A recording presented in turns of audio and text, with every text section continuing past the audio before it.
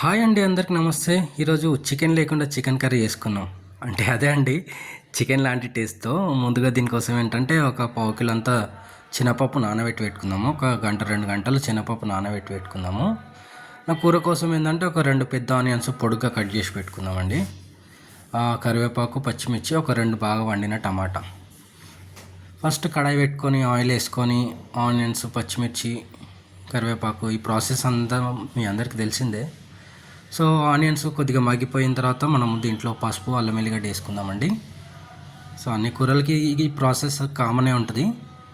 So ఒకసారి పసుపు, అల్లం వెల్లిగడ్డ వేగిన తర్వాత మనము నానబెట్టుకున్న శనగపప్పు ఉంది కదా, అది యాడ్ చేసుకుందాము.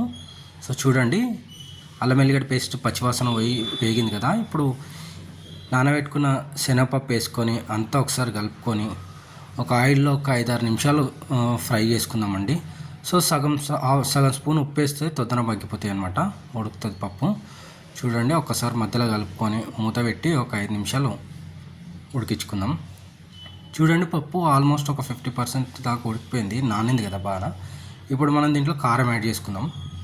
1.5 స్పూన్ కారము, 1 స్పూన్ ఉప్పు, ఒక 2 స్పూన్ల కొబ్బరి పొడి, 1 స్పూన్ ధనియాల పొడి, మనం సన్నగా కట్ చేసి పెట్టుకున్న టమాటాలు వేసి మూత పెట్టి కారాన్ని ఒక 5 నిమిషాలు ఆయిల్లో ఫ్రై చేసుకుందామండి.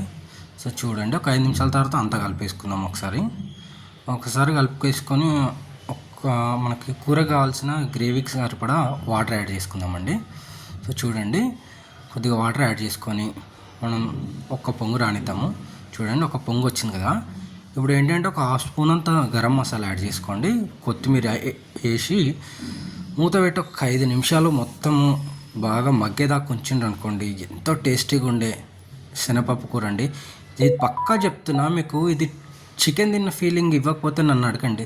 పక్కా అండి, ఆ స్మెల్ కానీ ఆ కర్రీ టేస్ట్ కానీ సేమ్ చికెన్ కర్రీ లాగానే ఉంటుందండి.